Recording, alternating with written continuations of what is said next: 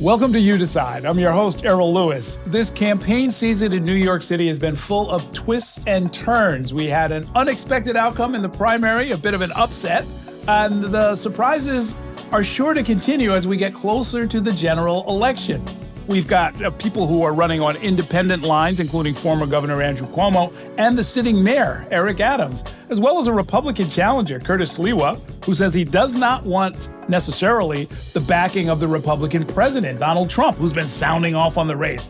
A lot of different variables all juggled in the air. And to help us make sense of it is somebody who knows a thing or two about defying the odds. Rebecca Katz is with me. She's been a behind-the-scenes force in some of the most stunning Democratic wins of recent memory. She helped guide Senator John Fetterman's win in Pennsylvania. She was part of Ruben Gallego becoming Arizona's first Latino senator. And of course, she was part of the successful campaign of Bill de Blasio when he won the race for mayor back in 2013. And most recently, she's been part of another success story that we've been spending a lot of time on, and that is the stunning upset win by Zohran Mamdani to become the Democratic nominee for mayor of New York City.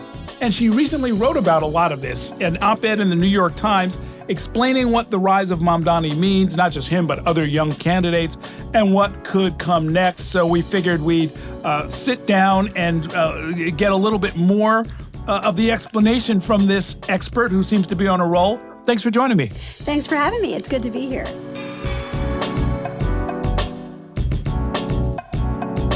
Congratulations, you really are on a roll these days. Thank you. And I cannot take credit for this one. These kids, these folks around Mamdani believed in him for years. They saw it coming. I was late to the party, but the moment I saw him it was just a few months before the primary day, I saw he had it. And it was a joy to watch. Yeah, talk about that, because you've seen this from a lot of different jurisdictions, and it's not just a New York thing. But what you're saying, I think a lot of people saw. I interviewed him when he first got elected in 2020, and I was like, that's a pretty sharp kid, right? I mean, he's got that indefinable quality, but try and define it. What is it? He listens, which is so rare in New York politics. I first heard about him from Cynthia Nixon, who I worked for in 2018, and her wife, Christine Marinoni. And they just kept saying, Katz, you got to meet this guy. There's something happening here. And I was, maybe a little cynical, maybe a little old. And I didn't know how it was possible. And I remember seeing the video he did with Trump voters right after the election, where he's interviewing them on the street. And he just understood what they were saying in a way that many Democrats just could not get their head around, right? People saw something in themselves in him, and he gave them respect. He gave them appreciation. He listened. He was so different than what's out there. So I just kept kind of watching from afar. And then by the end, I'm let me get in here. This is great. And I had a very small role, but he is a remarkable force, and I think people will be pleasantly surprised. Compare this to the 2013 primary victory of Bill de Blasio. There are some similarities between the programs that they're pushing and sort of their approach to kind of capturing the imagination of the city, right? And people forget how likable Bill de Blasio was on the campaign. That 2013 campaign, especially the end of the campaign, was very fun, and New York City came alive. There was the whole family. Yeah, they're doing the smackdown. They're dancing in front of the cameras and stuff. Fun. Yeah. The governing part got a little dicey for a minute, but I would say that it was a joyous campaign at the end. And we built something. We had an incredible field operation led by Emma Wolf. And we got people to say that they wanted something more. And Bill de Blasio tapped in people who wanted universal pre-K. People knew about the issue of universal pre-K before they knew about de Blasio. We would send out postcards. Do you want to tax the rich, to pay for universal pre-K? Sign your name here. And that's how we started building our organizing list. And the Zoran Mamdani campaign did to a much larger degree. They got many more people involved in the process, but it was still issue-based, and it was still saying that the city is unfair, and it's hard for people who are trying to get by who aren't super wealthy. It's a very similar message. Well, I mean, the message is kind of obvious. Nobody would disagree, right? Because you could be, you could be broke or you could be a billionaire, and everybody wants more money, right? That's what makes us New Yorkers. But if you're not an organizer, you don't necessarily capture that, right? So, harvesting emails, getting addresses, going back to people. I mean, that's a critical part of this, right? Right, and finding people where they are. I mean, I think the biggest faux pas, I think, of his, of the challengers is that they disregarded what was happening online. Like, they just kept calling him like a social media manager, like this guy gets likes. They had no idea what was happening, right? And, there were many people who watched your debate when in real time during the mayoral election. There were millions more who saw snippets of it online after the debate, right? And that's something that when you are too old, or you've never really used social media yourself, you just don't understand. Right. So he built a campaign that was different from the normal mainstream Democratic campaign, and as an analyst I spoke to recently said he kind of had to do that. If you're the outsider, you don't have access to, you're not getting a bunch of union endorsements, you're not getting a bunch of elected people standing behind you, you're not getting a lot of what comes with being an established candidate. So in some ways, he kind of had to put this together. Right, but as an old timer, what I will say is anytime a candidate comes to you and says, we can win by expanding the electorate, they're not going to, right. Normally you say it's a short conversation, right? Thanks for coming by. Right. But they did it. They did the work. They really, they were able to get beyond the political news. Like, people were seeing them in all kinds of settings. Like, when he was talking about halalflation, that famous video, it was an eater. It wasn't just in Politico, right? Like, he was connecting with people in a different way so that what he was saying was resonating, and he started winning in these neighborhoods that had gone for Trump. Right. Like, he was bringing people back to the Democratic Party, and the Democratic Party should celebrate that. They don't have to align themselves with every single policy of Zoran Mamdani, but they should say, hey, this guy has tapped into something. Maybe we should be curious and find out more about how he's doing it. Yeah, no, I liked in your op-ed the use of the word curious, saying like, look, Democrats should at least be curious as that. You don't have to do it, you don't have to match it, you don't have to duplicate it, but you should at least be a little bit curious. I asked some of the party leaders, the Brooklyn chair in particular, were you at least, a little curious about this? And the answer is no. I mean, the fastest thing to do is to just kind of say, let's all just get on board. And that's what a number of the unions, a number of the political organizations are doing. Does that threaten, though, to maybe change the culture of the campaign? I mean, listen, when you're mayor, you have to be a mayor for all New Yorkers. So maybe it changes a little bit, but you have to bring more people in. You have to have more people feel seen in your campaign. Zoran Mamdani did a great job of making people who never feel seen by politicians feel seen. But now you got to get to all the people who usually feel seen, and you got to make them feel like there's a place for them too. Right. And I do think it's important to have a mayor for everybody. And I think Zoran's trying to navigate that. There's a lot of very demanding people who want a lot of attention. And, I think it's going to be a long few months until the general election. Well, the billionaires who want a warm hug apparently are not feeling very loved by the candidate at this point, because he's met with them and said, look, I want to be everybody's mayor. Right. I want you to succeed. But, if you push me too far, no, I'm not going to kiss your feet. Right. And he knows what he stands for and what got him elected. So he's not going to compromise his values. But I think he will listen. Right. And I do think there was... In 2013, after de Blasio won, there was a lot of disdain from de Blasio to the business community. It was pretty icy. I think it's going to thaw a little for Zoran, just because I think he is a listener. Right. I think he'll have a different approach to it. Okay, we'll see how that all works out. Now, let's talk beyond New York. The Fetterman victory in Pennsylvania, there was a lot going on in that race, and from a distance, it seemed like an unlikely victory, actually. How did that succeed? Why did he succeed? I mean, that was hard. And I can just talk about the campaign a little bit. Obviously, a lot has changed since then. But people saw themselves in him. You know, like he had one of the roughest debates in history, I would say, up until the Biden debate. And he got universally panned by the elites. Everyone said it was terrible. But we heard again and again in Pennsylvania, but he showed up. Right.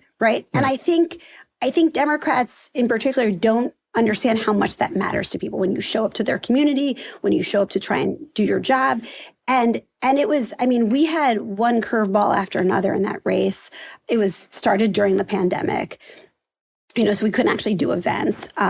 He had a stroke the Friday before the Tuesday primary. He was literally in the hospital on primary night. The first month of the election, he was recovering from his stroke. Like it was really hard and emotionally exhausting for all of us on it. But when he came back, like when he started coming back in, he wanted to have a little fun. And one of the things we did, and people are dying for fun, right? Like I wanted to stress that, like, you can't just do a campaign with hatred where you're just like, this person is terrible, come and vote for us. Right. Make people feel like they belong. And the Republican primary had been very nasty in Pennsylvania. And David McCormick had been saying very xenophobic stuff about Mehmet Oz, just saying he's from Turkey, he doesn't belong here. Not dissimilar to what's happening in New York, the attacks around Zoran. But what we did is instead of saying he's from Turkey, we said the truth. He's from New Jersey. Yeah, even worse, right? right. And that you know, and that came up in a Philadelphia focus group. This guy from New Jersey, he has a house, and it's just like you could have so much fun. And that's when the cameo from Snooki from Jersey Shore came in. That's when we rented a plane that over the Jersey Shore that's like, you know, that says we love Mehmet Oz, like whatever it is. It's we had fun with it, right? And I think Democrats have been forgetting that, like, because the world is a very scary place right now. And what people forget is in 2022, I guess that was, we started having what we call like New Jersey summer happen right after the Dobbs decision, right when people felt like their voice had been taken away and going back, you know, their rights had been taken away. We were just like, okay, is there anything else we can talk about? Because the world feels bleak right now. Sure. And I think Zoran kind of rose after the world felt bleak about Trump. Like, people want something to believe in. Right. Is that will that resonate nationally, do you think, that same idea? Because I once in a while will dip into, say, the Washington Post, which has excellent coverage of what's actually happening in the District of Columbia with federal workers and stuff. And it's just grim. Yeah. I mean, there's things that are happening on the Supreme Court shadow docket that are giving a green light to mass firings and disruption and the crippling of agencies that are critical for a lot of people's lives. And, you know, it's getting broken in ways that it's not necessarily going to be easy to put back together again. I think voters want a fighter right now. They want, so I talked a lot about fun, but I think the other thing is they want someone who will get in and do the job. And I think be wide-eyed about what kind of world we're living in right now. And I think that's important. Like, weak Democrats are a thing of the past. I think right now people are really looking to have someone represent them who will fight. And that's not a left versus center thing. That's a, like, are you ready for the battle ahead or not? Right. And I think in 2026, we're going to get more Democrats who are understanding of this. Now, does fighting mean, you know, going on MSNBC and, you know, kind of creating viral moments, or does it mean, you know, figuring out a combination of legislative and litigation and policy strategies that are designed to? It's not one thing, right? Like, you have, first of all, some of these viral moments you do it to get people engaged, right? Like, you need to have people see what you're doing, because sometimes the Democrats really fail at getting the microphone and getting attention, right? Like, it's like you got to take, for years under Biden, I felt like we didn't use the bully pulpit well because he didn't speak well, right? So we missed that opportunity. We didn't have someone doing that. I think you need to get more people in the process. I think we need to understand what we need to do. And then when we regain power, we need to fight back. If you look at what we were doing under Biden, we were trying so hard to make people feel like they were part of the process. We had a bipartisan infrastructure bill that had just a couple of Republicans on it, but we wanted to share we're all part of this bipartisan. Republicans, they don't care. They want a big, beautiful bill, and they don't care. Like, they don't want any Democrats, right? Democrats haven't learned how to fight harder. Like, it's like the era of Trump happened and we didn't get tougher. They're not playing by the rules. We're still trying to like get the attention of the teacher. Like, this person's doing something wrong. Like, they don't care. And we have to learn that, like, we have to fight harder and we have to protect our interests more. So. Well, in practical terms, as the Democrats try and take or retake control of the House of Representatives, there are a bunch of people in marginal districts or in swing districts, if you want to call it that, where they want to appeal to crossover voters. They want to appeal to some Republicans and independents, right? So, I mean, we both know Hakeem Jeffries, the minority leader in the House. You can almost visibly see on his face that he's thinking, okay, how am I going to get the 4 or 5 or 10 seats that I need to get a majority if some of the messaging is going into a place that's not going to sell everywhere? But here's the thing. Ruben Gallego outperformed the top of the ticket in Arizona by the new senator in Arizona. The new senator from Arizona by 8 points. 8 points. And he didn't have to compromise his belief. He talked about what he believed in. And he got Trump voters. He got Trump voters who said, I don't agree with you on everything, but I know where you stand. Right? And what Democrats are forgetting is, like, voters want someone who they want an elected official who believes in something. You don't have to be a carbon copy of the district, but you have to understand the values of the district, right? You have to, they have to feel connected to you. And I think we have really struggled with being relatable, right? Like, Democrats need to be more normal. It can't just be, here's a poll tested language, or I won't do too much on it. Like, you can have an area where you disagree with your voters, but you have to be able to explain it in an easy to understand way. Have Democrats been too quiet about some of the outrageous actions that are coming out of the Trump administration? Because they're going for outrageous, right? I mean, when you snatch up people and ship them off without a hearing, to a prison in Colombia or in El Salvador, where they're saying these people are never going to leave here. When you've just walked over due process, when you're arresting judges, when you've got ICE agents trying to snatch up 3,000 people a day, whether there's just cause or not, they're basically daring somebody to stop them. And yet the reaction from some Democrats at least seems to be, this is going to cost them next year in the midterm. So, like, let's just let them do it. Right. I mean, I will say Democrats don't have a lot of power right now. I would say you need almost like teams of people on different issues. Like, the Trump being out of office for 4 years was almost detrimental when he comes back, because they had spent so much time planning that they kind of came in, and Democrats were so used to the slowness and the, like, trying to get Joe Manchin or Kyrsten Sinema to do one thing, that it was like whiplash, right? And they just, the shock and awe of it all, they just were not prepared. But they do need to have a better way to communicate, and they have to have, I would say, like, almost like team captains on different issues to, like, own issues and be on TV and understand the media environment. One of the problems with some of these older elected officials is they're not native to any of these, like, platforms. So they think like a cringy Taylor Swift like clapback is the way to be on Twitter. You know what I mean? Like, they don't. This isn't natural to them, and we need people who understand it, whether it's Ruben Gallego or John Ossoff, or, like, there are members out there who are comfortable on certain platforms. We just need to get them to keep going.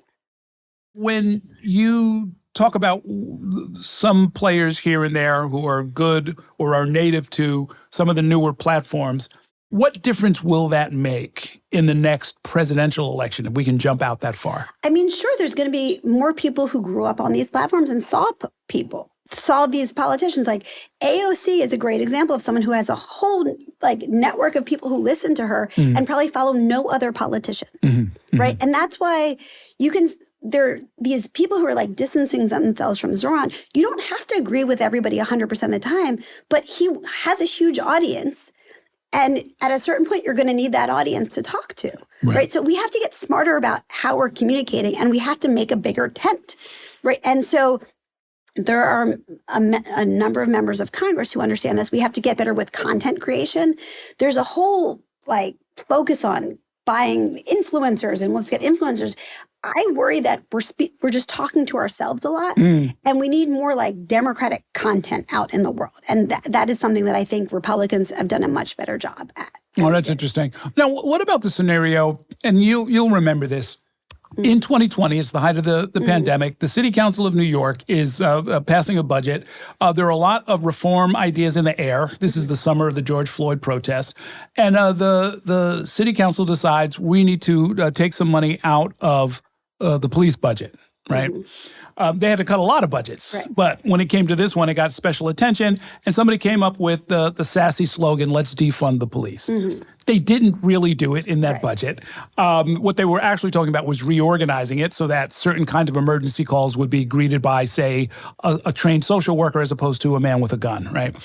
It all kind of made sense. The slogan was a little inaccurate, but inflammatory, politically useful to some at that moment. I had no idea it was going to become a national rallying cry and a club that would be used to beat up on and actually politically defeat Democrats all over the country. So there is a valid concern, right? If people say, look, if we have this guy, we love Zoran Mamdani, but the fact that he calls himself a socialist, I can name 5 districts where it will be the kiss of death. Republicans are already fundraising off the fact that this socialist seems to be rising politically in New York. What does, from a national perspective, what should Democrats do? Okay, a couple things there. Number one, the most popular politician in America right now, I believe, is a Democratic socialist named Bernie Sanders. So I'll start there, right? So people, it's much more about what they see from the person than I mean, wait, popular in that he'll always get reelected in Vermont. No, like popular in the sense that people... Popular, like, I'm just saying, like, when you rate politicians, who do you like? People like Bernie Sanders, right? Okay. I know Washington does it, but I'm just saying average people, this goes back to what I was saying in the op-ed about being curious. Bernie got a lot of people excited about him in 2016. We never wondered why. Democrats never asked, what is he tapping into? So some of those voters went to Trump in 2024. Just something to keep in mind. Okay, that's number one. On defund, I don't think any Democratic members of Congress, except for I think 2, said it. And neither one of those people were reelected last cycle. I think it was Jamal Bowman and Cori Bush. I think were the only Democratic members of the entire Congress who said that. Okay, but what happened to Democrats is that they got completely on their heel, like on defense, and they never were able to go on offense, right? It was a loser issue for them. They didn't explain it correctly. It was there were too many pieces of it. It was too much new. Like it was just a loser issue. Right. Well, it sucks as a slogan because you have to explain it, and the whole idea is that you're not supposed to have to explain a slogan. If you're explaining, you're losing, right? If you're explaining a slogan, you have the wrong one. What I will say, what Zoran did, what other Democrats should model, is that usually the number one issue you're talking about is crime, right? That's always that comes up. This is the number one issue. Zoran wanted to talk about affordability, talked about it every day, and eventually it was all about affordability. And I think that's a lesson for Democrats. Like, the polls are not static. Just because you poll at the beginning of a campaign and says crime is the most important thing does not mean that that is what it's going to be at the end of the election, right? And Zoran's campaign was able to move the dialogue because he was relentlessly on message. Sure. Well, and from a communications perspective, that was a beautiful thing to watch. I mean, look, politically, I always thought it made sense because, crime, while traumatic, is something that might happen 2, 3, 5 times in your life. Right. Whereas being unable to pay your bills happens every day, over and over and over again. And I am not trying to say that crime is not an important issue. What I'm trying to say is that we can't define every election by just crime. That people think about a lot more than just crime. And any focus group from Pennsylvania to New York to Arizona, the thing that I saw more than ever is that people can't pay their bills. That's it. That's what keeps them up at night. They're not worried about, like, who's playing what college sport or whatever it is. They're worried about how they're going to pay their bills. And they're worried about their kids and things like that. And I think we have to talk to voters. No, you can avoid a burglar. You cannot avoid a bill collector, right? I mean, like, it's just real life. It's hard out there, and everything is getting harder. And there just doesn't seem to be as much empathy there or solutions. And we should have more solutions. Yeah, interesting. There's a question on the table. I just interviewed Governor Cuomo, as you know, this week. I'm sorry. And no, it was fine. I love talking with him. But he was doing something that I saw not work for Hillary Clinton in 2008. I saw it not work in the primary for New York City mayor, which is to say, yes, affordability is an issue, but these things that he's proposing, either he can't do them or they're not going to get the job done. And I'm thinking to myself, it's like, well, I never thought the 5 grocery stores was going to cure hunger in New York, and it was never portrayed that way. It seems more valuable as a symbol of somebody who's going to try and fight for you on an issue that you care about, and that's good enough for a vote. So there's no point in sort of saying this is impractical, because I don't think that's going to change any votes. Well, I There's a similarity here to 2013, where when the New York Times endorsed Chris Quinn over Bill de Blasio, one of the things they said is because pre-K was like pie never in the happened, sky. right? It could It'll never never happen, happen, right? And like things happen when there's political will for them to, like when the public wants something to happen. Yes, a lot of things have to happen to go through Albany, but guess what? Zoran Mamdani was a legislator in Albany. Like he knows some people. Nothing is impossible. Right. And I don't know what's going to happen. I don't know who he's going to appoint or what the first 100 days are going to look like. But if he is able to keep up this energy and goes and is elected with a real mandate, just like he was like nominated for the Democratic Party with a real mandate, he can come in and there will be political will to change. Sure. And I think we have to try. Yeah, I'm so sick of everyone saying we can't have nice things. Right. Look at what's happening. Do you think this is a good idea? Like, do you think people should all be priced out of the city? Instead of politicians mocking what is happening in New York and calling people they don't like team gentrification or this or that, like, let's make New York City a more livable place for everybody. Like, sure. Shouldn't that be the goal? Well, I mean, look, to the extent that this is a generational issue in a lot of ways, there are people who are bringing different experiences and different styles of political activity to the table. And I am struck by the fact that Mamdani was first elected in 2020, and this is right on the heels of that 2018 wave that brought in a lot of people who displaced incumbents. 2022 sort of continued the trend in a lot of ways. And then even outside of the city, you start seeing Michelle Wu get elected. You see Brandon Scott get elected in Baltimore. You see, in Chicago, you see a lot of incumbents basically getting chased out. And that suggests that New York, everything else aside, putting aside all the other variables, New York seems to be ready for some generational change, and in fact demanding it politically.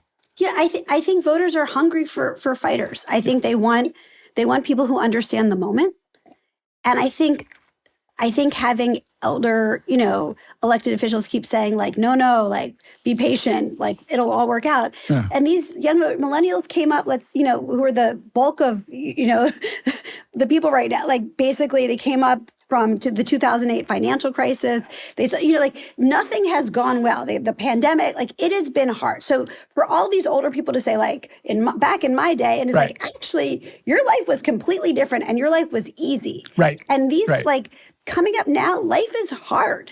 And there's been this disdain from our elected officials, you can do it, just it's the American way, work harder. And people are working 2 or 3 jobs and they still can't get ahead. Sure. And going back to my Arizona candidate, Ruben Gallego, he interrupted an ad shoot, not to just on cost, not to just say, the costs are so high, but he wanted to say, and it's not your fault. Right? Because he said people are trying.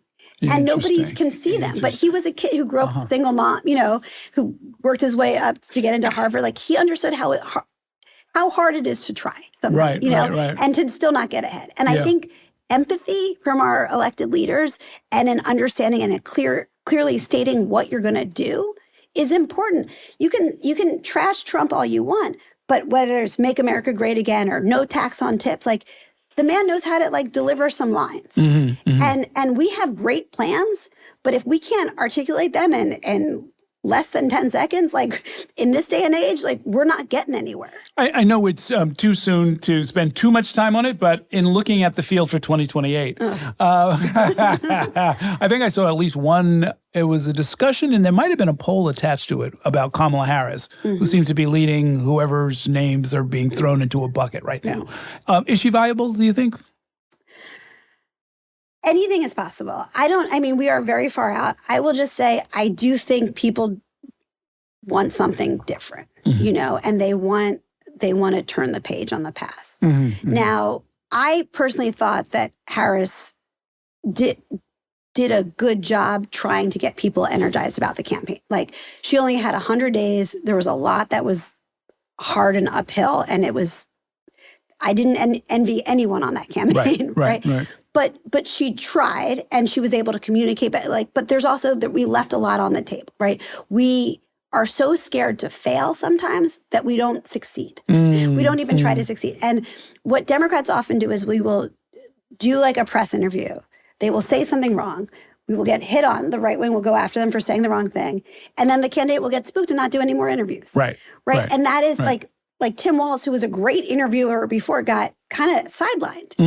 And so, like Kamala Harris's 2024 campaign was so much more energetic than her 2020 campaign. Sure. So who knows what's going to happen in 2020.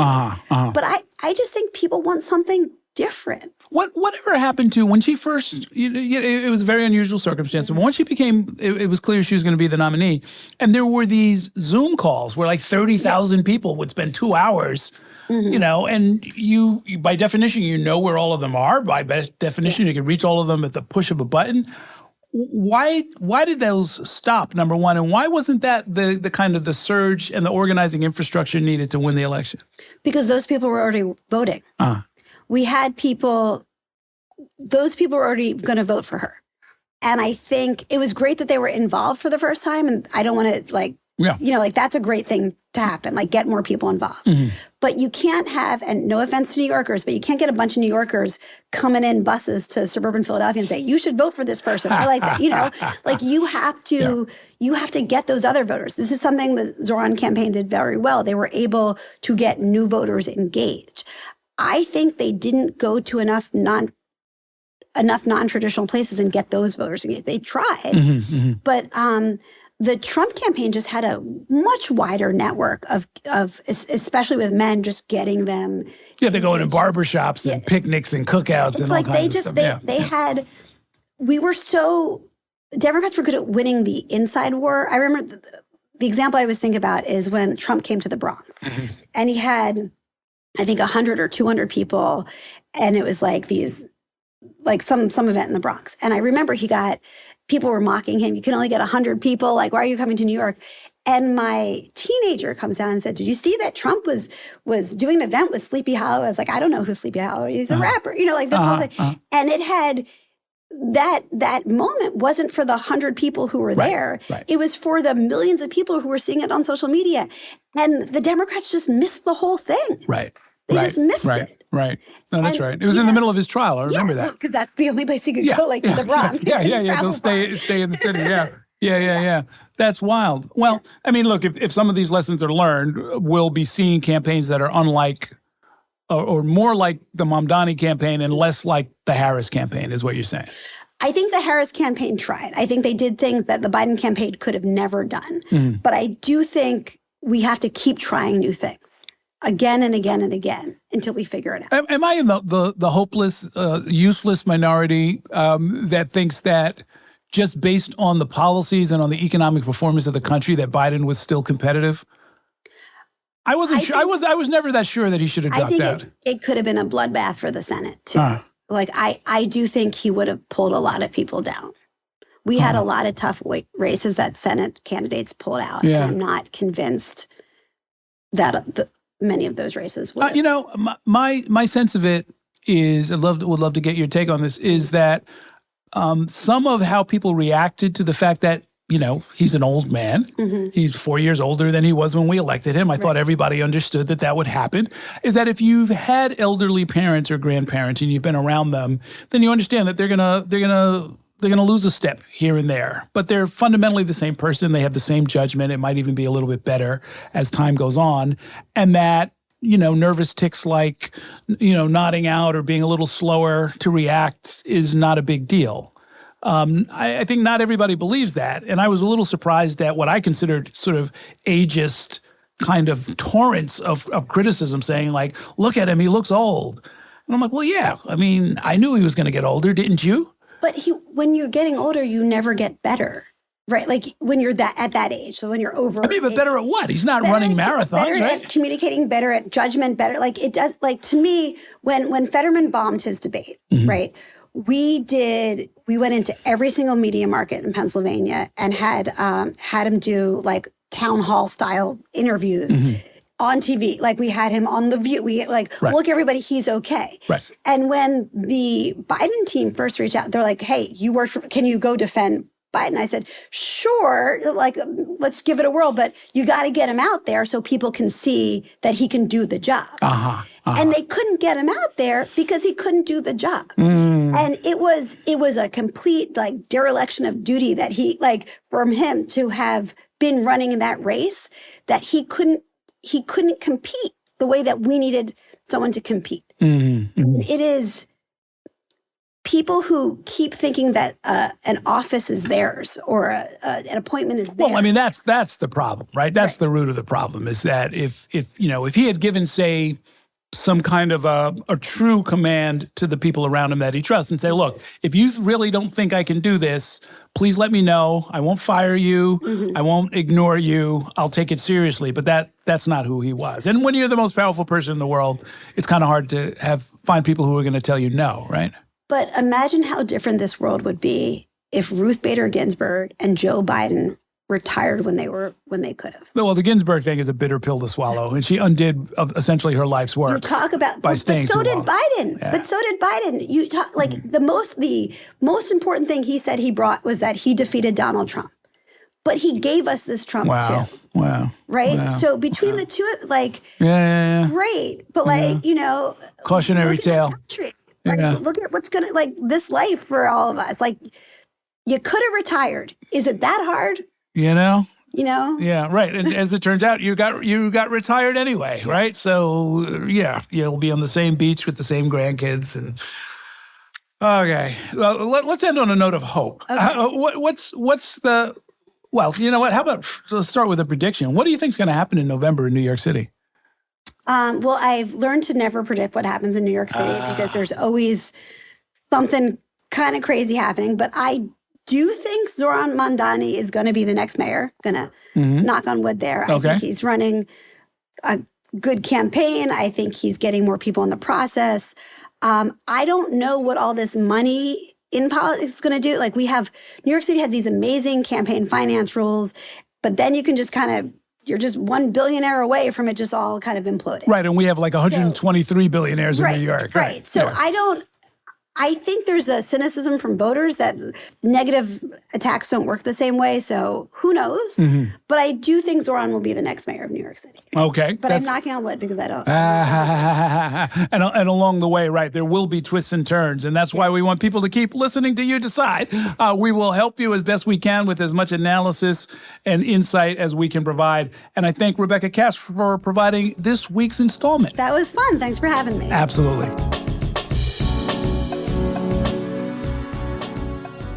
Do you want more conversations with the people who are shaping the future of New York City and beyond? Check out our New York One podcast channel in the description.